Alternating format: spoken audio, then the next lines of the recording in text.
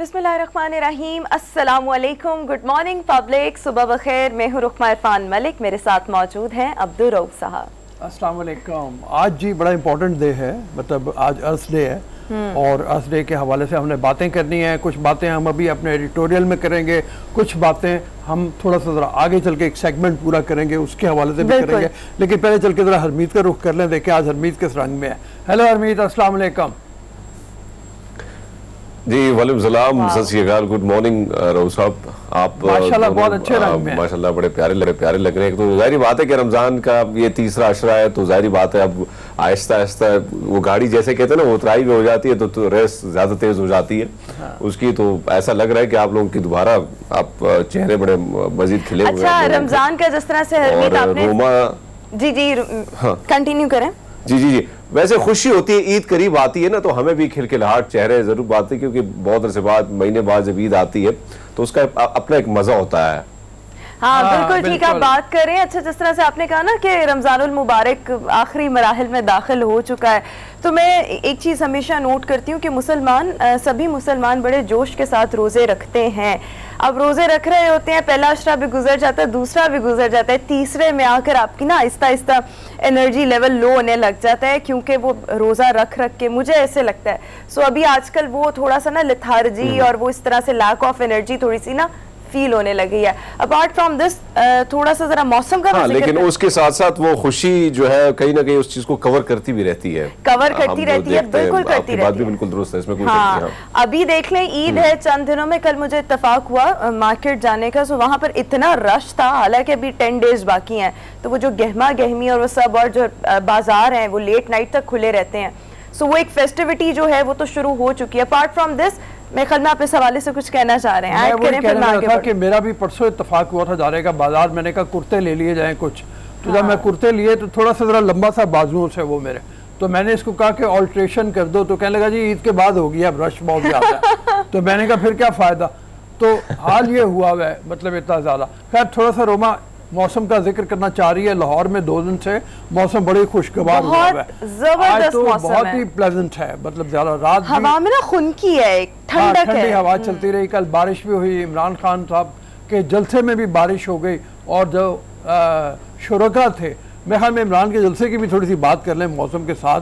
कल बहुत बड़ा जलसा था, बहुत मैसिव अंदाज में जलसा था, उसका अखबारों ने रिपोर्ट भी किया है कि बड़े पुरजोश अंदाज में थे लोग। मैं तो देखता रहा रात गए तक कि देखें क्या ऐलानात होते हैं।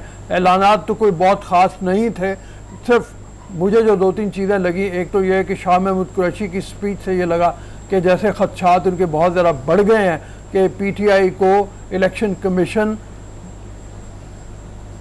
फारग करने वाला कर सकता है फॉरेन फंडिंग के हवाले से।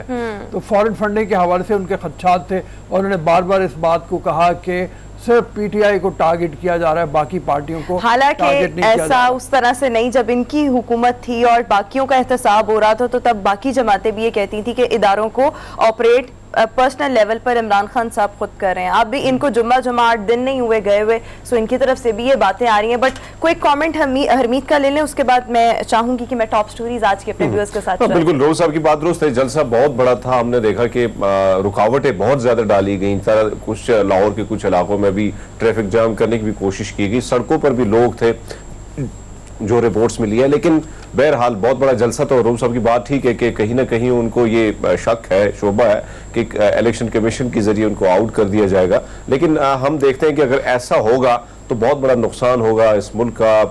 आवाम जो है, आप देख रहे हैं कि बेधड़क होके मैं कल इस्लामाबाद जलसे की तरफ गया था, क्योंकि यहाँ पे बहुत ज्यादा तेज बारिश थी, तो उसके बावजूद हमने देखा कि लोग जो है वो फिर भी निकल आए थे। हालांकि कोई लीडर, जितने भी लोकल रहनुमा होते हैं, जो इलाके के लोग होते हैं, इस्लामाबाद की जो तहरीक इंसाफ से मुंसलिक लोग होते हैं, वही लोग जो है वो शामिल आए थे। उसके बावजूद हमने देखा कि आवाम की बहुत बड़ी तादाद, खासकर बच्चे, फैमिली, तो ये चीजें हम देख रहे हैं कि जोश जो है वो कुछ ज्यादा बढ़ रहा है आवाम का, और पॉपुलैरिटी जो है खान साहब की वो कम होने के बजाय बढ़ती जा रही है। एग्जैक्टली, इसको हम आगे चलकर भी डिस्कस करेंगे, लेकिन अभी हम क्विकली टॉप स्टोरीज अपने व्यूअर्स के साथ सुनेंगे। डेली डोज के साथ हम आगाज करेंगे, जिसके बाद इमरान खान साहब ने गुज़श्ता रोज जो पावर शो किया, जिसको एक सक्सेसफुल पावर शो भी बहरहाल कहा जा रहा है, इसको हम डिस्कस करेंगे। और आया इमरान खान साहब आने वाले दिनों में धरना देने का इरादा रखते हैं या नहीं रखते, इसको हम डिस्कस करेंगे। स्ट्रेटजी उनकी हम डिस्कस करें, मेरे ख्याल में बड़ा मजा आएगा। मतलब उसमें हम बात करते हुए आमिर खाकवानी ने हमारे साथ मौजूद होना है।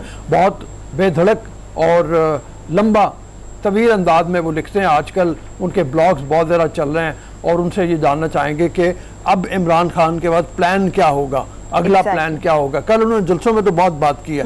उन्होंने कहा इलेक्शन वाहिद हल है, और जो इदारे जिनकी तरफ उन्होंने इशारा किया, उन्होंने कहा कि उन इदारों को जिनसे गलतियां हुई हैं उनको चाहिए कि गलतियों को ठीक करें, अब इसका सद्देबाब करें और अब मुल्क को इलेक्शन की तरफ जाना चाहिए। बिल्कुल ठीक है, ये हम आगे चल कर भी डिस्कस करेंगे। साथ ही साथ जिस तरह से आगाज में हमने बात की, अर्थ डे आज मनाया जा रहा है, इस दिन को मनाने की अहमियत क्या है, इस पर भी ज़रा रोशनी डालेंगे।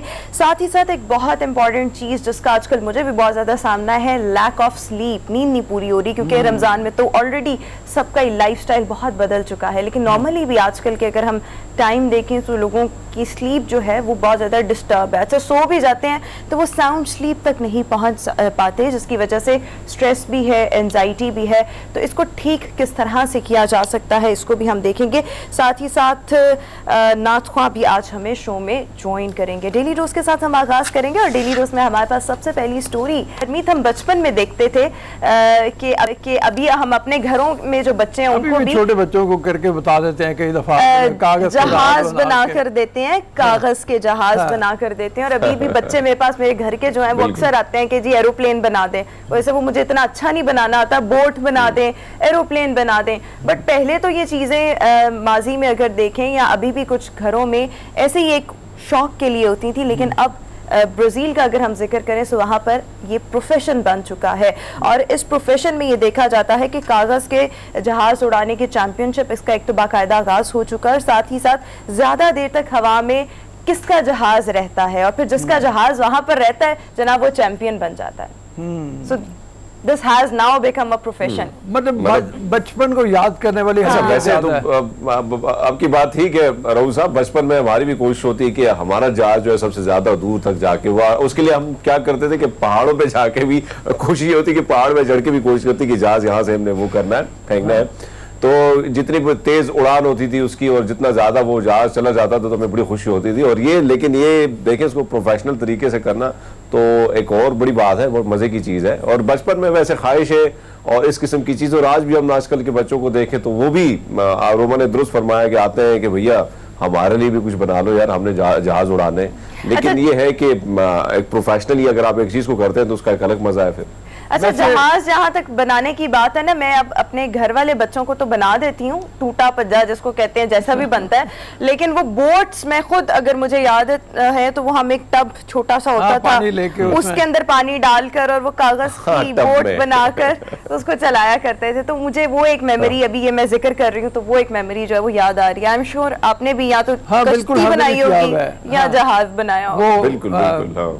वो गाना भी है ना, वो कागज की कश्ती, तो वो कागज की कश्ती, हाँ वो है, बारिश का पानी, वो कागज की कश्ती, वो बारिश का पानी, वो बारिश का पानी, बहुत जबरदस्त गाना है। मतलब ये एनीवेज गजल है गाई हुई, मतलब पूरी एक। तो इसको जो ब्राजील में जो कंपटीशन हुआ, ब्राजील में मतलब इसका मुकाबला भी इन्होंने जहाज़ों का कर दिया। और बड़ा दिलचस्प है, मतलब अगर हमारे यहाँ कोई फंक्शंस होते हैं, जैसे कोई मेले ठेले होते हैं, वहाँ पे लोगों को इस तरफ को भी लगाया जा सकता है। इंसानी जहाज़ों का मुकाबला नहीं, कागज के जहाज़ों का, ये क्लियर करते हैं दोबारा से। बिल्कुल ठीक हो गया। इसी के साथ हम अपनी अगली स्टोरी की तरफ आएंगे। और जिस तरह से हम सबको पता है जनाब कि बहुत अरसे से तिब्बी माहिरीन इस बात पर बहुत जोर दे रहे हैं कि खाने में नमक का इस्तेमाल बहुत कम किया जाए, क्योंकि एक तो जब आप नमक का इस्तेमाल बहुत ज़्यादा करते हैं तो ऑटोमेटिकली आपकी बॉडी में वाटर कंटेंट बहुत ज़्यादा होता है, जो कि अल्टीमेटली मोटापे का बाइस बनता है। इसके अलावा हाई ब्लड प्रेशर और दीगर बीमारियों का भी सबब बनता है अगर आप ज़्यादा नमक इस्तेमाल करते हैं। अच्छा, इस चीज़ को अब ओवरकम करने के लिए, कंट्रोल करने के लिए, क्योंकि मुझ जैसा बंदा, अगर मैं अपनी बात करूं तो मेरे से बड़ा बैलेंस्ड नमक खाया जाता है, कम नमक हो तो खाना नहीं खाया जाता, जो कि एक अच्छी बात नहीं है। सो बहरहाल खाने को बगैर नमक के ज़्यादा नमकीन बनाने वाली इलेक्ट्रिक चॉपस्टिक्स तैयार की गई हैं, और ये चॉपस्टिक्स जो हैं इनके साथ जब आप कोई चीज़ खा रहे होंगे सो आपको ऑटोमेटिकली नमक का नमकीन जायका देंगी, जिससे आपको खाने के अंदर नमक उस तरह से डालने की ज़रूरत नहीं पड़ती, और जो नमक के साइड इफ़ेक्ट्स हैं उनसे आप ऑटोमेटिकली बच सकते हैं। अच्छा, उसके साथ मतलब आपकी कलाई के साथ बांध के एक, जैसे ये देख रहे हैं, एक चॉपस्टिक सी बनाई हुई है, वो चॉपस्टिक वो जो है वो भी सेंसर भिजवाती है आपकी बॉडी में, और फिर साथ में जो बाकी जैसे रोमा ने बताया उस तरीके से करके तो आप नमक का जायका ले सकते हैं। वैसे हमारे यहाँ वो मुझे नहीं पता, उसके भी साइड इफ़ेक्ट्स लोग कहते हैं होते हैं, वो नो सॉल्ट भी आता है एक, कि वो सॉल्ट है, उसके बारे में भी कहा जाता है कि वो मुकम्मल तौर पर उस तरह से नहीं है, उसमें भी सोडियम वगैरह जो डिफरेंट इंग्रेडिएंट्स होते हैं सॉल्ट के भी वो ऐड किए जाते हैं, लेकिन वो भी इतना कोई ठीक नहीं होता। बहुत हाई ब्लड प्रेशर वाले लोग जो होते हैं उनके लिए नो सॉल्ट वो बाजार में लेकिन वो भी ठीक नहीं होता। और आजकल तो हम देख रहे हैं वो जो हिमालयन सॉल्ट, पिंक सॉल्ट, उसका भी बहुत ज्यादा रुझान है। वो कहा जाता है, बहुत सी रिसर्चर्स जो साबित करती हैं कंपैरेटिवली बेहतर है, इसके अंदर कुछ इस तरह से बाकी चीजें हैं, मिनरल्स वगैरह, जो कि आपकी बॉडी के लिए बहुत अच्छे हैं, लेकिन ये 100% उस तरह से ये भी ठीक उस तरह से नहीं है। उसका ये है कि आप एहतियात मुतदल अंदाज में मतलब आदमी काम करे। ये जो तली हुई चीज़ें होती हैं इनके अंदर सॉल्ट अमूमन ज़्यादा होता है। ये जो हम पकौड़े शकौड़े खाते हैं, समोसे खाते हैं, या बाज़ार से जो तली हुई मैं नाम नहीं लेना चाहता जंक फूड आता है, उसके अंदर सॉल्ट की तादाद बहुत ज़्यादा होती है। ये अल्टीमेटली नुकसानदेह होता है, अल्टीमेटली बिल्कुल नुकसानदेह होता है। और हरमीत, आप शायद इस चीज़ से अग्री भी करें, हम अपने पाकिस्तानी कल्चर को देखें तो यहाँ पर हम जैसे लोग तो चॉपस्टिक से खाना खा ही नहीं सकते। हमारे आधे लोगों को जो जापानीज रेस्टोरेंट में भी जाते हैं खाना, तो क्या मैं तो देख के भी हैरान होता था, देख के भी हैरान होता था जब वो चाइनीज या जापानीज या कोरियन ये जो खाते थे।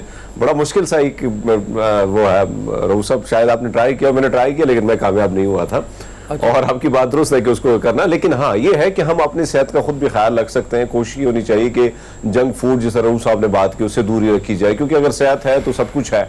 और जैसे नॉर्मल लाइफ में हम कोशिश करते हैं, आपने जिस तरह बैलेंस नमक की बात की, मेरी भी कोशिश होती है कि ना नमक ज्यादा हो ना कम हो, दोनों मुझसे खाए नहीं जाते, लेकिन कोशिश ये होनी चाहिए कि ऐसी मकदार रखनी चाहिए ताकि आपकी सेहत जो है उसको कोई नुकसान ना पहुंचे।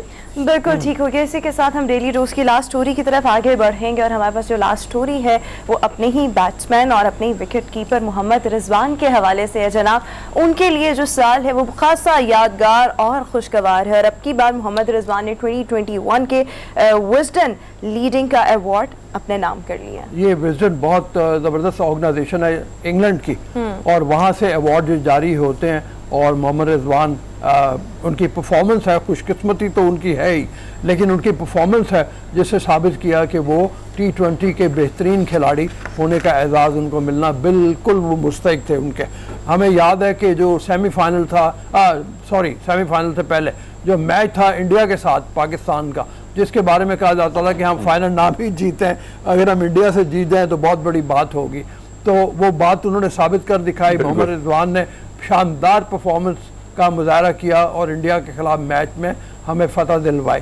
उसके बाद भी मुसलसल PSL में उनकी जो कारकर्दगी है वो not only as a player but as a captain also बहुत ही ज़बरदस्त शानदार रही है, और मोहम्मद रिजवान को बेशुमार अवार्ड मिल रहे हैं। अच्छा, इस दफा एक बड़ी और मजेदार चीज हो रही है, पहले हरमीत का कमेंट ले लूं रिजवान के हवाले से, फिर उसके बाद जरा सर हमें ब्रेक पर भी। जी रोहू साहब, नहीं मैं समझता हूं कि रिजवान ने बहुत ही कम वक्त में अपने आप को मनवाया, और जिस तरह उन्होंने बैटिंग के हवाले से हम बात करूं या कैप्टनसी के हवाले से अगर हम बात करें, बड़ी कमाल की उन्होंने वो एक, उनमें बहुत सारी क्वालिटी जो है वो पाई जा रही है, जिसकी वजह से आज वो इस मुकाम पर पहुंचे, और बड़ी तेजी से, बड़े नौजवान है और बड़ी तेजी से पहुंचे। तो मैं समझता हूँ कि भाई इससे हमारा सर और फख्र से बुलंद होता है कि हमारा कोई खिलाड़ी, हमारे मुल्क का कोई खिलाड़ी इस किस्म का, उसको जो है उसके काम के बदले उसको रिवार्ड मिलते हैं, तो इससे बड़ी बात क्या हो सकती है। अच्छा जी, इस दफा ये है कि जो लोग इंग्लैंड में होने वाली चैंपियनशिप्स, जो काउंटी चैंपियनशिप्स है, उनके ऊपर नज़र रखे हुए हैं, तो उनको ये मालूम है कि इस दफ़ा एक बहुत अरसे बाद पाकिस्तानी बहुत सारे प्लेयर इस वक्त जाके इंग्लैंड में खेल रहे हैं, और इंग्लैंड में उनकी परफॉर्मेंस, कल हसन अली की परफॉर्मेंस थी, 6 विकेटें उन्होंने ली एक मैच में, और वो लंकाशायर की तरफ से खेल रहे हैं, उनको बड़ा परफॉर्मेंस को उनको सराहा गया। साथ ही साथ कल एक बड़ा, यानी वो वहाँ पे भी ICC की वेबसाइट के ऊपर भी उसको उभारा जा रहा था कि इंग्लैंड में ही जारी ये टूर्नामेंट जो चल रहा है, मैचेस चल रहे हैं, इसमें शाहीन शाह अफरीदी एक तरफ थे और दूसरी तरफ मानस लबुशेन थे। लबुशेन के बारे में ये कहा जा रहा था कि वो इस वक्त नंबर 1 बैट्समैन जो होने हैं उसके वो मुस्तहिक हैं। तो लबुशेन और शाहीन शाह अफरीदी का मैच था एक तरह का, और शाहीन शाह अफरीदी ने उनको आउट कर दिया बहुत जल्दी। 2-3 रन ही उन्होंने लबुशेन ने बनाए हुए थे। उसके ऊपर बड़ा हुआ था कि पहला राउंड जो है वो जीत गया शाहीन शाह अफरीदी। और भी हमारे बहुत से प्लेयर वहाँ पे खेल रहे हैं, शान मसूद खेल रहे हैं, बड़ी शानदार परफॉर्मेंस उनकी जारी है। तो इसके ऊपर जो नज़र रखते हैं क्रिकेट के शायकीन, उनको चाहिए कि ICC की वेबसाइट के ऊपर जाके देखें कि क्या टूर्नामेंट जारी है, किसकी परफॉर्मेंस अच्छी जा रही है और कौन ताज लेके अपने सर पे वापस आए। बिल्कुल ठीक हो गया। इसी के साथ अब हम यहाँ पर डेली डोज को खत्म करेंगे। हम एक ब्रेक शामिल करेंगे, ब्रेक के बाद दोबारा हाजिर होंगे कुछ नए मौसुआत के साथ। Stay with us and good morning. Break के बाद एक बार फिर से गुड मॉर्निंग पब्लिक में आपको खुशामदीद कहेंगे। पाकिस्तान तहरीक इंसाफ का लाहौर के तारीखी मीनार पाकिस्तान में पावर शो, जिसको बहरहाल एक कामयाब जलसा कहा जा रहा है कराची और पेशावर के बाद। इसके साथ साथ बहुत सी बातें इस जलसे के बारे में कही जा रही हैं। एक तो जो कल इम्पॉर्टेंट, जिसको आप मेन बात कह सकते हैं, जो इमरान खान साहब ने कही, वो यही थी कि फौरी इलेक्शंस की तरफ जाना चाहिए। लेकिन जो इमरान खान साहब खुद जब से इक़्तिदार से हटाए गए हैं, एक नैरेटिव बिल्ड करने की कोशिश कर रहे हैं। वो नैरेटिव ये है कि उनको एक बैरूनी साजिश के जरिए हटाया गया है। फवाद चौधरी साहब ने इसके बिल्कुल ऑपोजिट बात की है, और वो भी हम डिस्कस भी कर रहे थे कि इस्टेब्लिशमेंट से ताल्लुकात अच्छे नहीं थे। अगर इस्टेब्लिशमेंट से ताल्लुकात अच्छे होते तो आज भी तहरीक इंसाफ की हुकूमत होती। बहरहाल इस वक्त गुफ्तगू करने के लिए सीनियर तज्जियाकार सुहेल वड़ाइच साहब हमें शो में ज्वाइन करें। वड़ाइच साहब, thank you so much, welcome to our show. Sir, सबसे पहले तो आपके तासुरात जानना चाहूंगी कल के जलसे को लेकर। Do you think it was a success? जी डेफिनेटली इमरान खान साहब के जलसे बड़े कामयाब जा रहे हैं, और लोग जो हैं वो आ रहे हैं बाकायदा बड़े शौक से, और बड़े उनकी जोश और जज्बा और जुनून है। ये सारी चीजें पॉजिटिव हैं उनके लिए। लेकिन सवाल यह है कि पाकिस्तान के अंदर सिर्फ जलसा जुलूस इम्पोर्टेंट नहीं होता। पाकिस्तान के अंदर ये भी इम्पोर्टेंट है कि कितनी इंतखाबी हैसियत क्या होगी, इलेक्टेबल्स कितने होंगे उनके साथ, इलेक्टेबल्स फिर वोट गेटर कितने होंगे, ये सारी चीजें भी इम्पोर्टेंट हैं। सिर्फ बड़े जलसे और जुलूस कर लेना ये काफी नहीं है। सुहेल साहब, ये फरमाइए कि कल शाह महमूद कुरैशी ने जिस तरफ ज़्यादा इशारा किया वो ये था कि हमारे खिलाफ असल साजिश अब होने जा रही है, और वो ये है कि हमारी पार्टी को बाहर किया जा रहा है। तो इसके बारे में उनके खदशात किस हद तक दुरुस्त हैं? उनको पहले से क्या पता चल गया है कि हमारे साथ ये होना ही होना है? जाहिर है जी, ये तो पता ही है ना कि जिस पार्टी को निकाला जाता है, जिस पार्टी को, उसको दोबारा लाने के लिए तो जाहिर है कोई भी तैयार नहीं होता। फौरी तौर पर तो ये इम्कान नहीं है कि वो दोबारा आ जाएंगे। जाहिर है इस बात का इम्कान है कि कोई और आएगा। हाँ, नहीं, वो इलेक्शन फंडिंग के हवाले से है ना, इलेक्शन कमीशन के हवाले से फॉरेन फंडिंग। जी, मेरा रऊफ साहब, मेरा वैसे जाती ख्याल है कि ये फॉरेन फंडिंग केस जो है, मैं तो उसकी कोई बहुत ज्यादा अहमियत नहीं समझता कि उसके नतीजे में इमरान खान नायल हो जाएंगे। इतनी बड़ी पार्टी को नायल करार देना, जो मुल्क की दूसरी बड़ी पार्टी या पहली बड़ी पार्टी है, मेरा नहीं ख्याल ये मुमकिन हो सकेगा। ये पहले भी मुमकिन नहीं हुआ, अब भी नहीं मुमकिन हुआ। फिर इलेक्शन पर सवालिया निशान उठ जाएगा। वो इलेक्शन क्या होगा जिसमें इमरान खान नहीं होंगे या इमरान खान की पार्टी नहीं होगी। अच्छा, कल सुहेल साहब ये हुआ कि सुहेल वड़ाइच साहब, हम देख रहे हैं कि एक तरफ बहुत बड़े जलसे हो रहे हैं, आवाम की एक बहुत बड़ी तादाद जो है, चाहे वो इस्लामाबाद हो या लाहौर, जलसा कहीं और होता है लेकिन छोटे छोटे शहरों में भी लोग जो है वो जमा होते हैं। ऐसे में आपसे जानना चाहूंगा कि हुकूमत की जानिब से जिस तरह इल्जामात लग रहे हैं कि 98 करोड़ का के चार्जेस जो है वो हेलीकॉप्टर पे आए हुए, इस तरह 18 करोड़ हार और इसकी चीजें, इल्जामात भी ज्यादातर वो आ रहे हैं, तो ऐसे में क्या इमरान खान साहब के फॉलोअर पर ये इल्जामात कोई असर करेंगे? मेरा नहीं ख्याल कि कोई असर करते हैं। आपको पता है जो किसका फॉलोअर होता है वो दूसरे की बात नहीं सुनता। पाकिस्तान में यही तो मसला है, बल्कि थर्ड वर्ल्ड में ये मसला है। यहाँ हम जुनून की हद तक बात करते हैं और उसमें दलील की बात नहीं सुनते, ना इल्जामात सुनते हैं। इसीलिए यहाँ पर एक कल्ट की सूरत हाल जो है वो डेवलप हो चुकी है सियासी जमातों में। ये सियासी जमातें कोई दलील पर मबनी काम नहीं करती। तो इसलिए मेरा नहीं ख्याल कि इल्जामात का कोई इमरान खान के फॉलोअर पर कोई असर पड़ेगा। ठीक है। अच्छा सुहेल साहब, आपसे यहाँ पर एक और बात ये जानना चाहूंगी, जिस तरह से फवाद चौधरी साहब ने कल ये बात कही है कि एस्टैब्लिशमेंट से ताल्लुकात अच्छे होते तो आज भी पाकिस्तान तहरीक इंसाफ की हुकूमत होती। पिछले 3.5 साल हम यही सुनते आए हैं कि पाकिस्तान तहरीक इंसाफ, इमरान खान साहब खुद, एस्टैब्लिशमेंट एक पेज पर हैं। अभी जो फौरी इंतखाबात की बात कल इमरान खान साहब ने कही, आपको क्या लगता है आइंदा आम इंतखाबात में पाकिस्तान तहरीक इंसाफ की पोजीशन क्या होगी अगर ये इख्तलाफात हैं और आइंदा भी रहते हैं? तो देखेंगे इसकी तफसील तो जाहिर है चौधरी फवाद साहब या इमरान खान साहब भी डिटेल बयान करेंगे कि ये क्या इनके एस्टेब्लिशमेंट से इख्तलाफ हुए थे। बज़ाहिर तो हुकूमत की तब्दीली में हमें एस्टेब्लिशमेंट का रोल बड़ा कम नजर आया है, और कहीं है भी तो कोई छुपा हुआ है, ऐसा जाहिर नहीं हुआ। तो मेरा ये ख्याल है कि जाहिर है ये दबाव डालने के लिए इस तरह के इल्जामात दिए जा रहे हैं, और देखें इनका नतीजा क्या निकलता है। अच्छा सुहेल साहब, आपकी माशाल्लाह बड़ी शानदार किताब वड़ाई साहब, कातिल कौन, और जिसमें आपने बड़ी तफसील से खुद जाके बहुत ज़्यादा रिसर्च करके वो किताब लिखी। अब कल शेख रशीद साहब ने बिल्कुल सीधा इल्ज़ाम लगा दिया कि जरदारी ने बेनज़ीर को कत्ल किया और उसके बाद जाली उसने कागजात बना के और वो हुकूमत ले ली। तो ये इल्ज़ाम जब लगते हैं तो क्या ये पकड़ नहीं होती इनकी, या बिल्कुल कोई भी लीडर बगैर इल्ज़ाम, बगैर सोचे हुए आपकी किताब ही देख लेता वो तो उसको पता चल जाता कि किसकी तरफ इशारा जा रहा है? राव साहब, यहाँ हमारे यहाँ तो इल्जामात लगाते वक्त कुछ सोचा नहीं जाता। मेरी किताब में बड़ी वाज़ेह तौर पर जो तहकीक से ये साबित किया गया है कि कौन मोहतरमा बेनज़ीर भुट्टो का कातिल है और कौन जो है किसी को ऐसे ही नाम लगाया जाता है। जरदारी साहब का इसमें कोई रोल नहीं है, और इस किताब में तो मैंने यही साबित किया। तो शेख साहब ने मेरा ख्याल है ऐसे ही इल्जामात लगा दिए हैं क्योंकि उनको सूट करते हैं। सही जी हरमीत। अच्छा वड़ाई साहब, अगर हम देखें तो फॉर इलेक्शन की बात हो रही है और कोशिश भी इमरान खान साहब और उसकी टीम की है कि फॉर इलेक्शन की तरफ ही चला जाए, तो कैसे देखती हैं आप उनकी पोजीशन, तहरीक इंसाफ की पोजीशन? और अगर इलेक्शन लेट हो जाते हैं सर, तो ये बताएगा कि ऑप्शन क्या होंगे खान साहब के पास फिर दोबारा? देखिए, नून की ख्वाहिश तो होगी कि ज्यादा से ज्यादा लंबा चलाया जाए, लेकिन ये 6 से 8 महीने अगर ये चला लें और फिर उसके बाद इलेक्शन करा लें तो ये काफी होगा। इससे ज्यादा लंबा खींचना मुश्किल होगा। जितना ये लंबा खींचेंगे उतना इकोनॉमिक बर्डन नून के वोट बैंक पे पड़ता जाएगा और उनके लिए उतना मुश्किल होता जाएगा। अच्छा सुहेल साहब, शुरू से ही हम देख रहे हैं कि अपोजिशन जमातें बिलखुसूस PMLN ये बात करती थी कि जब इमरान खान साहब इक्तदार के बाद जाएंगे अवाम में, इक्तदार से जब अभी जिस तरह से गए हैं, जब अवाम में जाएंगे तो एक्सेप्टेंस नहीं मिलेगी। अभी जो हम पावर शोज देख रहे हैं, कल तीसरा पावर शो, आपको नहीं लगता कि वो सियासी शहीद बन चुके हैं और बहुत ज़्यादा एक्सेप्टेंस अवाम से मिल रही है?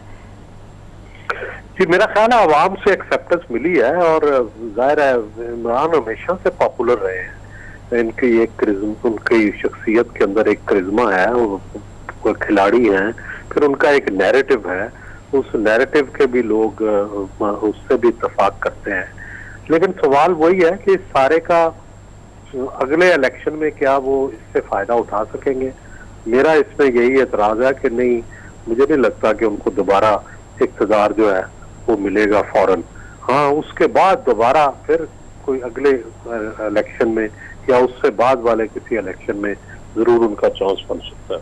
उस वक्त तक मेरे ख्याल में उनके लिए बहुत देर हो गई होगी। उससे अगले इलेक्शन की अगर बात की जाए तो उनकी एज काफी हो गई होगी सुहेल साहब। जी अच्छा, जी, बिल्कुल ठीक कह रहे हैं। हाँ बिल्कुल। तो मतलब ये बताइए कि उस सूरत में वाली वारिस को तो कोई नजर नहीं आता तहरीक इंसाफ का। हमारे अनफॉर्चुनेटली मौरूसी सियासत के साथ ये चीज़ भी आई है कि अगर सरबराहान को हटा दिया जाए तो पार्टियां ख़त्म हो जाती हैं। जी सही है ये बात। तहरीक इंसाफ वही है जो जिसमें इमरान खान है। इमरान खान निकल जाए तो तहरीक इंसाफ खाली हो जाएगी, या बिलावल निकल जाए तो पीपल्स पार्टी खाली हो जाएगी। यही हमारी थर्ड वर्ल्ड कंट्रीज की जमहूरियत का प्रॉब्लम है। ठीक है जी हरमीत। अच्छा बुलाई साहब, हम देख रहे हैं कि जरदारी साहब की हुसैन साहब के साथ भी मुलाकात हुई और आज सालिक हुसैन साहब जो हैं, जो फर्जंद हैं उनके शुजा हुसैन साहब के, तो वो कैबिनेट में भी शामिल होने जा रहे हैं। तो क्या आपको लगता है कि परवेज इलाही और चौधरी शुजा हुसैन के दरमियान जो है कोई इख्तलाफात अब बढ़ने जा रहे हैं, क्योंकि चीमा साहब भी कैबिनेट में शामिल हो चुके हैं, उसका ज्यादा झुकाव जो है चौधरी साहब के परवेज इलाही साहब इमरान खान साहब के साथ खड़े हैं और शुजात साहब जो है वो मुत्तहिदा अपोजिशन के साथ खड़े हैं, और इसीलिए सालिक साहब जो है वो वफाकी वजीर भी बन गए हैं। तो ये तो क्लियर है कि दोनों में सियासी जो है वो तजाद मौजूद है और दोनों अलग अलग सियासी जो ग्रोह हैं उसके साथ खड़े हैं। बहुत मेहरबानी साहब, थैंक यू वेरी मच, शुक्रिया। यही बात है बिल्कुल कि अभी इमरान खान साहब आइंदा आम इंतखाबात में उनकी पोजीशन को इतनी मजबूत नजर नहीं आ रही, लेकिन शायद कुछ अरसे के बाद दोबारा इक्तदार में आ सकें। अभी हम शो में एक ब्रेक शामिल करेंगे, ब्रेक के बाद दोबारा हाजिर होंगे। Stay with us, good morning. Break के बाद एक बार फिर से गुड मॉर्निंग पब्लिक में आपको खुश आमदीद कहेंगे। आज 22 अप्रैल है और आज अर्थ डे मनाया जाता है। बेसिकली इसको पहली बार मनाया गया था 1970 में, जब अर्थ डे को 193 के करीब ममालिक में सेलिब्रेट किया गया था। बेसिकली इस दिन को मनाने का मकसद ये है कि माहौलियाती आलूदगी के असरात को कम किया जा सके, जो अपने नेचुरल रिसोर्सेज हैं, जो कुदरती इन्वायरमेंट है, उसकी रिस्टोरेशन पर ज़्यादा से ज़्यादा तवज्जो दी जा सके, जो कि चीज़ें आजकल ग्लोबल वार्मिंग की वजह से, पोल्यूटेड एनवायरनमेंट की वजह से बहुत ज़्यादा मुतासर हो रही हैं। इसी पर आज हम गुफ्तगू करेंगे। माहिर माहौलियात महक मसूद इस वक्त हमें शो में ज्वाइन करिए। Mehak, thank you so much, welcome to our show. Mehak, की अहमियत के हवाले से आपसे जानना चाहेंगे, तफसीलन बयान कीजिएगा कि आज का दिन मनाने का मकसद क्या है। देखिए, आज का अर्थ डे, जैसे आपने उसकी हिस्ट्री एक्सप्लेन की है कि ये बेसिकली 2 डे होते हैं, एक तो वर्ल्ड एनवायरनमेंट डे और एक अर्थ डे, कि हम अपने जो प्लानट अर्थ है, जिसको मदर अर्थ भी कहते हैं, सो उसकी जो पोल्यूशन लेवल और डिफरेंट हम फेस कर रहे हैं, क्लाइमेट चेंज, हम जो आप देख रहे हैं कि हमें मौसमियाती तब्दीली है, जैसे हमें इस दफा गर्मियां जो है डायरेक्ट सर्दियों से आ गई और हमें स्प्रिंग का सीजन नहीं हुआ। सो इस टाइप की अवेयरनेस उजागर करने के लिए लाइक इन डिफरेंट सोसाइटी के लोगों में, तो ये Earth Day is one of the celebratory days के जिसमें एवरी ऑर्गेनाइजेशन और एवरी डिफरेंट कंट्रीज में डिफरेंट थीमेटिक एरियाज होंगे। इस दफा का जो थीम है वो है invest in our community for health and invest in our planet for sustainable future. This is the main theme of Earth Day this year. यानी कि हमें चाहिए कि हम इन्वेस्ट करें अपने सस्टेनेबल प्लैनेट के ऊपर, which include like health, climate change और फूड सिक्योरिटी। सो ये एक दफा का थीमेटिक एरिया है वर्ल्ड अर्थ डे का। अच्छा, मैं ये बताइए कि जो फूड सिक्योरिटी है उस हवाले से पाकिस्तान में देखा जाए, इस दफ़ा जैसे आपने कहा सर्दियों से अचानक गर्मी आ गई, और मैं पढ़ रहा था एक रिपोर्ट के बहुत से इलाके ऐसे हैं जहाँ पे मार्च में गर्मी की वजह से गंदम के दाने पक गए, जो छोटे रह गए साइज़ में। ये कई जगहों पे हो रहा है, मतलब इस तरीका का। अब इससे निपटने के लिए क्या अवेयरनेस की ज़रूरत है, किसानों को अवेयरनेस देने की ज़रूरत है कि वो अपने जो ज़राअत के तरीक़ेकार हैं उसमें बदलें, या क्या करने की ज़रूरत है? और बिल्कुल, आपने बड़ा एक पर्टिनेंट इशू रेज किया है। इसमें बहुत सारी चीज़ों की ज़रूरत है। एक तो ये कि हम नई टेक्नोलॉजी, जो क्लाइमेट स्मार्ट एग्रीकल्चर एक टर्म यूज होती है, हम अगर आप इसको प्रोफेशनली स्पीक ऑन, तो क्लाइमेट स्मार्ट एग्रीकल्चर की डिफरेंट टेक्निक्स हैं। जैसे आप एक्सप्लेन कर रहे हैं कि अभी हमें इस दफ़ा ये रैपिड क्लाइमेट चेंज आया, सो हमें प्रिपेयर होना है। There are available technologies and also different cropping methods which are used worldwide to cater such solution. और इस चीज को हम अकेले फेस नहीं कर रहे, it's a global issue.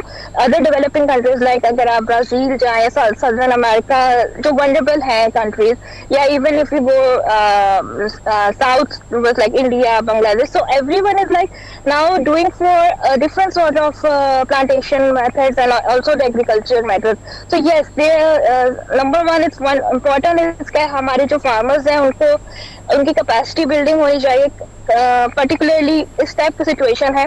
Secondly there are other methods, क्योंकि आपको पता है कि farmer is a very not a very privileged strata of our society, तो there like crop insurance schemes और इस तरीके की डिफरेंट और फॉर इसी तरह क्रॉप रोटेशन मैथडोलॉजीज, इस टाइप की चीजें बहुत इमर्ज की हैं इन द लास्ट 30 years। और पाकिस्तान में भी कुछ लाइक आई एम से कि हमारे फार्मर्स को भी ट्रेनिंग इस तरह की दी जाती है, लेजर सीडिंग मेथड। सो अब जैसे कि अब ये हमारे इस दफा जो हमने ये फेस किया है, तो इसके लिए हमें बहुत रैपिड एक्शंस लेने पड़ेंगे ताकि नेक्स्ट ईयर अगर आए तो इस किस्म की सिचुएशन के लिए हम इक्विप हों, और एटलीस्ट ये कोई जो स्किल सेट इक्विपमेंट है ये हम लोग अपने फार्मर्स की कैपेसिटी बिल्डिंग करें। So yes, we really need to take urgent action and awareness भी, but also skill set which is applicable at a localized level, at the ground level, ताकि हम they are prepared to do whatsoever the situation will be। ठीक है जी हरमीत। अच्छा, अगर हम देखें महक, तो पूरी दुनिया की तरफ, लेकिन थर्ड वर्ल्ड कंट्री की अगर हम बात करें तो यहाँ पे आबादी जो है, बेपनाह आबादियों में इजाफा हो रहा है। इसके बारे में आप क्या समझती है कि किस तरह, क्योंकि हम देख रहे हैं कि नुकसान तो बढ़ता जा रहा है, फैक्ट्रियाँ दीगर चीज़ें जो है वो नुकसान तो दे रही है, लेकिन ऐसे में इंसानों की आबादी जो है वो भी बढ़ती जा रही है। इसके बारे में आपका क्या ख्याल है? देखिए, हम लोग मैंने जब स्टार्ट किया था एनवायरमेंटल साइंसेस पढ़ना, तो हमें पहला लेसन था अर्थ कैरिंग कैपेसिटी। सो एक फेमस ट्रेजेडी ऑफ कॉमन्स, एक ऐसे दैट वाज रिटन बाय, ऐसे पब्लिश हुआ था यूएस में, और उसमें यही मेंशन था कि अर्थ की कैरिंग कैपेसिटी है। सो हमारी जिस तरह पॉपुलेशन ग्रोथ है, हम लोग अर्थ कैरिंग कैपेसिटी को एक हमने मैक्सिमम लेवल टच कर दिया। एक लिमिटेड रिसोर्सेज है हमारे, अगर आप देख लें फ्यूल्स के, फूड के, so it's we as a globally हम एक्सीड कर गए। अब मसला ये कि इन डेवलपिंग कंट्रीज हमारी पॉपुलेशन ग्रोथ बहुत ज्यादा है, and you know in develop countries वहाँ पे कम है। सो ये बैलेंस जो है ना, earth is nature as a whole is a very balanced system. तो अगर अभी पोल्यूशन लेवल, पोल्यूशन जो इंक्रीज है, इसकी रीजन ये है कि हमने ये बैलेंस खराब किया है। अब अगेन ह्यूमन पॉपुलेशन है, फिर हम इसको कनेक्ट किया जाए कि जी इंडस्ट्रियल डेवलपमेंट भी जरूरी है। So when there is a pollution population growth, तो इंडस्ट्रीज बनी, देन इन 70s और 80s इतनी ज्यादा इंडस्ट्रियलाइजेशन हुई इन इंडस्ट्रियल एरा में, उसके अब now the damage control is that अब हम लोग जो फेस कर रहे हैं, and Pakistan is among the developing countries, we are among the 8 most vulnerable country to climate change. So बहुत मेहरबानी, थैंक यू महक। मेरे ख्याल में जो इन्होंने बताया है कि जिस तरीके से इंडस्ट्रियल ग्रोथ हो रही है उसको भी देखना है, सस्टेनेबल भी बनाना है, लेकिन साथ ही साथ आबादी का कंट्रोल भी बहुत ज़्यादा ज़रूरी है। और फिर एक इंटेलिजेंट तरीक़ेकार आइंदा के लिए अख्तियार करना पड़ेगा कि जो क्रॉप डेवलपमेंट के लिए बहुत ज़रूरी है, किसानों की अवेयरनेस के लिए भी बहुत से प्रोग्राम करने की ज़रूरी है, ताकि आइंदा आने वाले दिनों में वो मसाइल का सामना ना करना पड़े जो इस वक्त हम फेस कर रहे हैं। बिल्कुल ठीक हो गया। इसी के साथ हम शो में एक ब्रेक शामिल हाजिर होंगे, ब्रेक के बाद।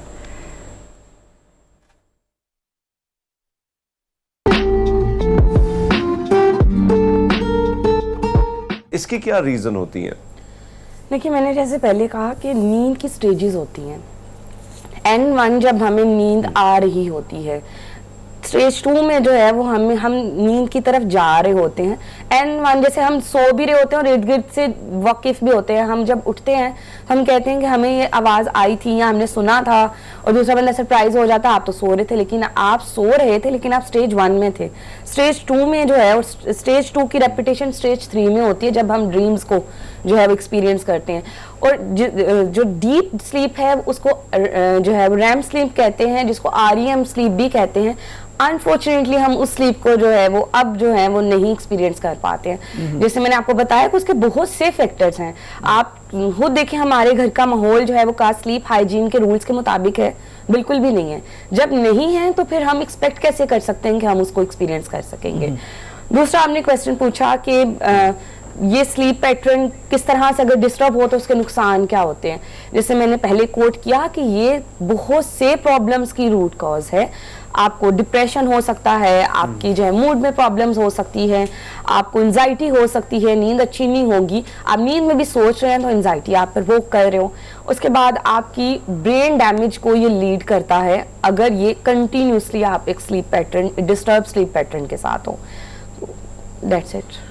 अच्छा, ये जो एक साउंड स्लीप का कॉन्सेप्ट दिया जाता है, थोड़ा सा इसको एलाबोरेट करते हैं कि साउंड स्लीप होती क्या है, और फिर कोई भी इंडिविजुअल जब सो रहा है और सोते सोते वो साउंड स्लीप तक नहीं पहुंच पाता तो इसके क्या साइड इफेक्ट्स हैं? देखिए, साउंड स्लीप ही बेसिकली आपकी बॉडी को रिफ्रेश करती है, एनर्जेटिक करती है। जो लोग साउंड स्लीप लेते हैं, साउंड स्लीप जैसे मैंने स्टेज 4 आपको बताई है, स्टेज, लेकिन ये तो अचीव करना बहुत मुश्किल है। स्टेज 3 भी जो है वो हेल्दी स्टेज है, लेकिन इसको अचीव करने के लिए हम रिलैक्सेशन एक्सरसाइजेस को ही कहते हैं। जब आपका फोकस होता है, आप सोते हुए भी रिलैक्सेशन एक्सरसाइजेस को परफॉर्म करते करते आप सो जाएंगे और फिर आपको डीप स्लीप आएगी। तो अच्छा, वो रिलैक्सेशन एक्सरसाइजेस भी आप बताइए। देखिए, इसकी स्टेजेस होती हैं। फर्स्ट स्टेज जब हमारी, I am hypnotherapist as well, तो हम फर्स्ट स्टेज सिखाते हैं क्लिनिक में। उसके बाद जो है वो हम लोग 1 बाय 1 उसकी एपिसोड्स, और आप कभी भी एक रिलैक्सेशन एक्सरसाइज को आज सीख लिया, नेक्स्ट डे आप सेकंड पे नहीं जा सकते हैं। अच्छा। आपको उसकी कमांड हासिल करने के लिए you have to focus and you have to give a proper time to that exercise, जो कि अनटिल एंड अनलेस आप स्टेज पे नहीं चले जाते हो। फर्स्ट एक्सरसाइजेस अगर मैं आपको ये कहूँ कि मोस्टली हमारी जनरल पॉपुलेशन में जो हम देखते हैं वो 10 डेज लगते हैं उस एक्सरसाइज को अचीव करने में। अब मैं उसको थोड़ा सा मैं बता देती हूँ, जिसमें आप रिलैक्स होके बैठ सकते हो, लेट सकते हो, जैसे आपको बॉडी पोस्चर अच्छा लगता है। आप अपने मसल को रिलैक्स करते हो, आप आंखें बंद करते हो, हम उसमें सूदिंग म्यूजिक भी लगा देते हैं अगर लोग म्यूजिक से जो है वो फील कर पाते हैं कनेक्शन, अगर नहीं तो जो है वो बिल्कुल भी नहीं उसको ऑन किया जाता। रूम्स की लाइट ग्रीन यहाँ पे येलो रखी जाती है, जो कि मध्यम होती है, शार्प नहीं होती हैं। और फिर उसके बाद आपने नाक के जरिए गहरा लंबा सांस लेना है और 2 सेकंड के लिए आप उसे पेट में रोकेंगे, और पेट में रोकना है, चेस्ट में नहीं। लोग सांस रोकते हैं तो उनकी चेस्ट थोड़ी फूली हुई नजर आती है, आपने पेट में रोकना है इस तरह से कि आपके पेट थोड़ा सा फूल जाए। फिर उसके बाद आपने 2 से 3 सेकंड के बाद आहिस्ता आहिस्ता मुंह के जरिए सांस खारिज करना है। जब 4 to 5 टाइम्स आप इनहेल और एक्सहेल करते हो तो आप खुद ही एक अपनी आंखों में एक हल्का सा बोझ फील करने लगोगे, जो कि स्टेज 1 का होता है, जब आपकी आंखों की पुतलियां जो हैं वो मूवमेंट कर रही होती हैं। फिर उसके बाद आप जब ये इनहेल और एक्सहेल करते जाओगे तो आप अपने अंदर पॉजिटिविटी को फील करते जाओगे, आप खुद को एक मैसेज दोगे कि मैं पॉजिटिविटी ले रही हूँ, इनहेल कर रही हूँ। तो ये इस तरह से एक्सरसाइज नंबर 1 होती है। It's all about focus and positivity. और बेड पर आपने सिर्फ तभी जाना है जब सोना है, उससे पहले बिला जरूरत नहीं। बिल्कुल। बहुत शुक्रिया मालिक साहिबा, हमारे साथ शो में मौजूद थी। अभी हम शो में एक ब्रेक शामिल करेंगे, ब्रेक के बाद दोबारा हाजिर होंगे।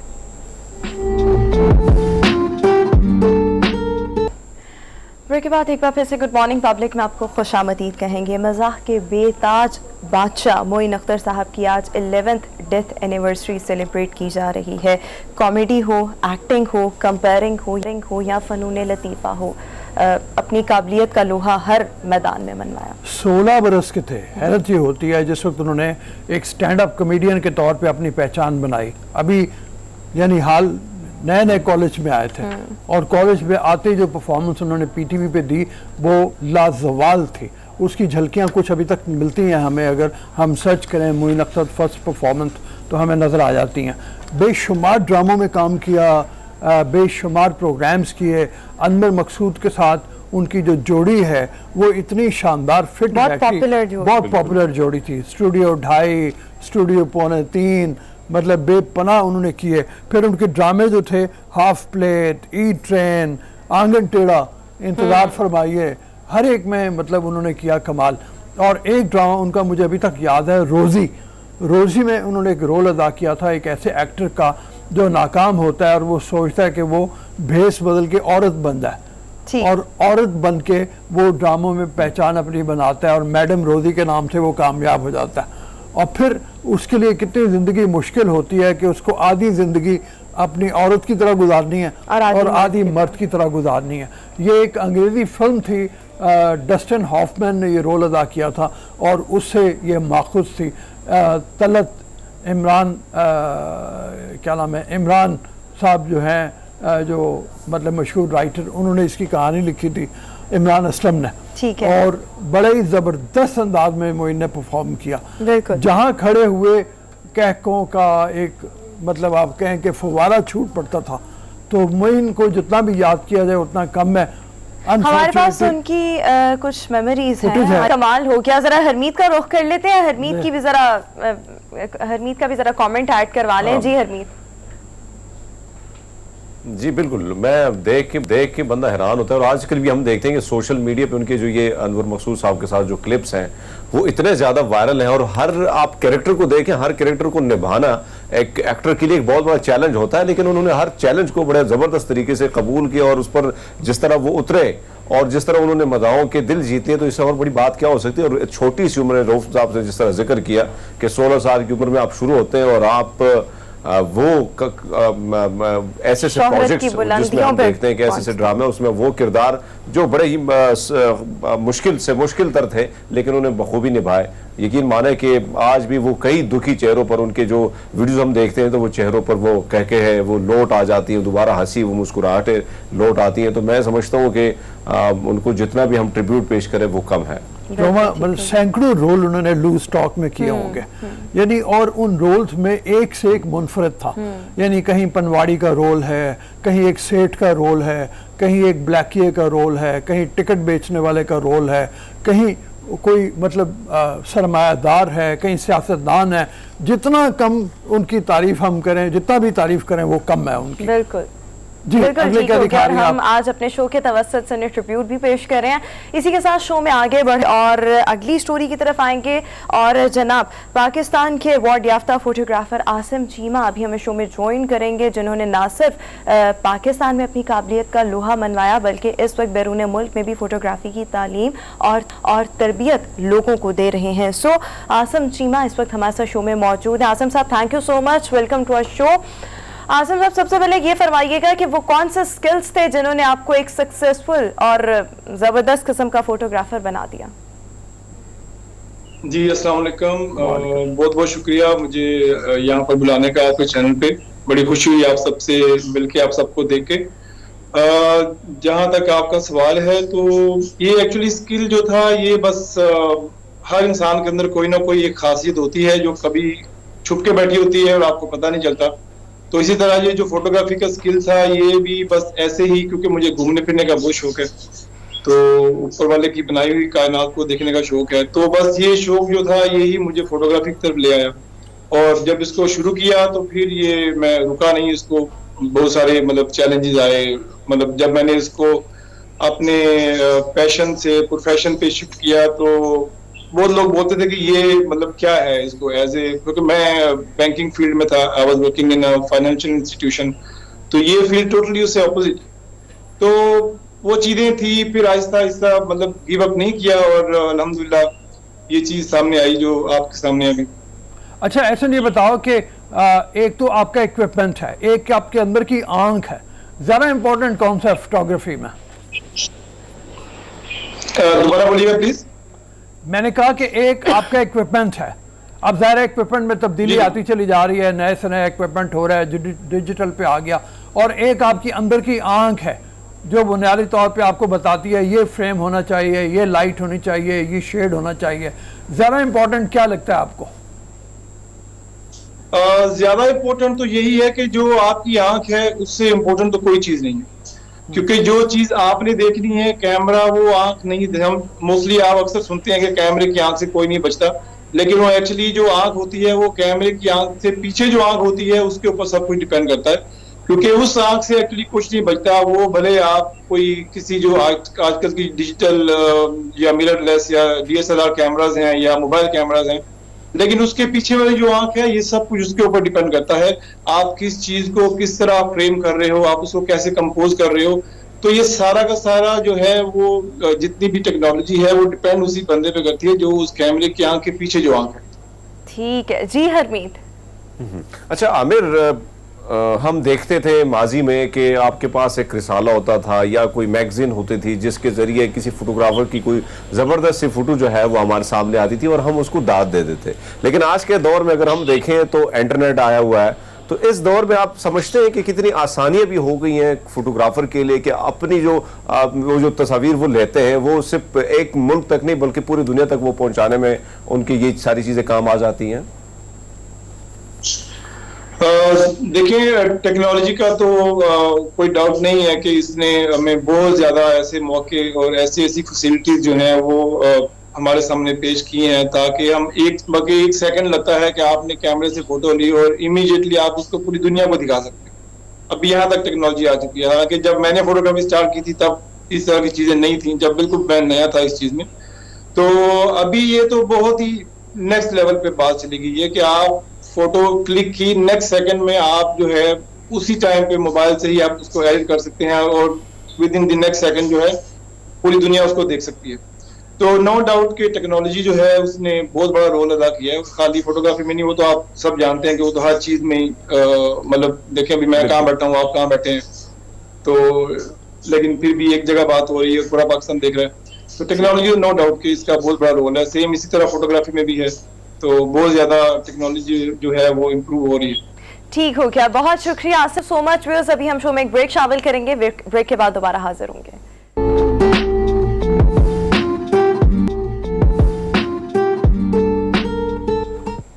ब्रेक के बाद एक बार फिर से गुड मॉर्निंग पब्लिक में आपको खुश आमदीद कहेंगे। आज नात ख्वानी के लिए हमें नासिर काथरी शो में ज्वाइन करें। नासिर साहब, thank you so much, welcome to our show. कैसे हैं आप? अल्लाह का एहसान है। मेरा नाम निसार है। निसार, ये दुरूद सलाम की महफिल है, मतलब जिसको हम सजा रहे हैं हर रोज़ तकरीबन रमज़ान के माह के शुरू होने से। तो आपकी भी खिदमत में इल्तमास है, जो नात आप पेश करना चाह रहे हैं हमें बताइए ज़रा, मतलब इसके बारे में पहले कुछ थोड़ा सा। ये कलाम किसका है? ये ज़फ़र वारसी साहब का लिखा हुआ कलाम। ज़फ़र वारसी साहब का, अच्छा जी। उनके ढेरों कलाम लिखे हैं। तो अल्लाह ताला का एहसान कि आपने इस खूबसूरत महफिल में मौका दिया और शुक्रगुजार हैं आपके। तो ये दुआ है कि आज का हमारा बैठना पढ़ना अल्लाह रब्बुल इज़्ज़त के साथ अपनी बुलंद बारगाह में कबूल मंजूर फरमाए और हमारे लिए जुबले तरगों में आता फरमाए। तो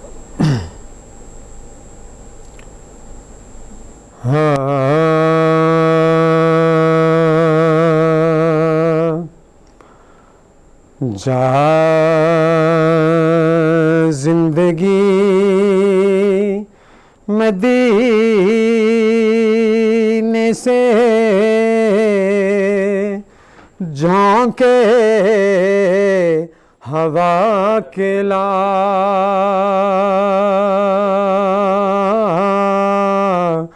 जा जिंदगी मदीने से झोंके हवा के ला शायद हुजूर हमसे खफा है मना के ला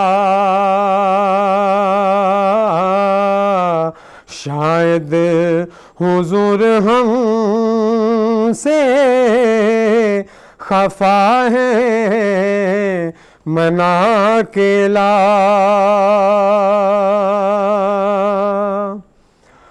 कुछ हम भी अपना चेहरा बातिल संवार ले कुछ हम भी अपना चेहरा बातिल संवार ले बू बकर से कुछ आईने इश्को वफा के ला बू बकर से कुछ आईने इश्को वफा के ला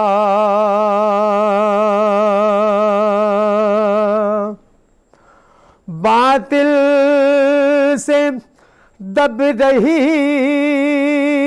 है फिर उम्मत रसूल की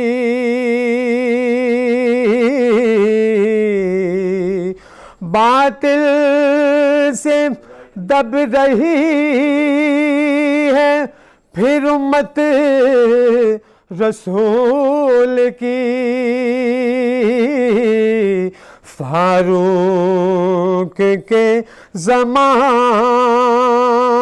के नक्शे उठा के ला, फारूक के ज़माने के नक्शे उठा के ला।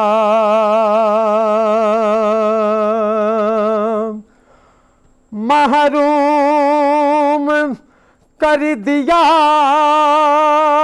हमें जिसे निगाह ने,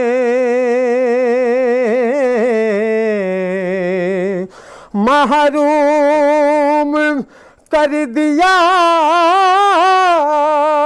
हमें जिसे निगाह ने। उस्मान से वो ज़ाविये शर्मो हया के ला,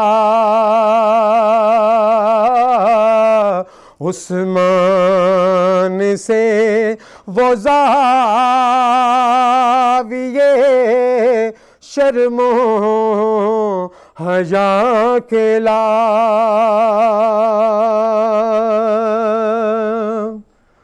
मगरिब में मारा मारा न फिर गधाइल, मगरिब में मारा मारा न फिर गधाइल। दरवाज़ाए अली से ये खैरात जाके ला, दरवाज़ाए अली से ये खैरात जाके ला। जा जिंदगी मदीने से जाके हवा के ला। जा जिंदगी मदीने से झोंके हवा के अल्लाह। शायद वो रसूल अकरम से दरख्वास्त है कि खफा हैं तो हमारी सुन लें, मतलब किसी तरीके से इस उम्मत में बेहतरी आए। आगे क्या पेश करेंगे, मतलब आप आगे वो जो भी पेश करेंगे उस रिक्वेस्ट से पहले हम अपने व्यूअर्स से यहाँ पर इजाज़त मांग लेते हैं क्योंकि हमारे पास वक्त बहुत थोड़ा है। सो इसी के साथ ही हमारा आज का शो अपने इख्तिताम को पहुँचा। इंशाल्लाह आप सबसे मुलाकात होगी। अपना बहुत सा ख्याल रखिएगा। हमें दीजिए इजाज़त। अल्लाह हाफ़िज़।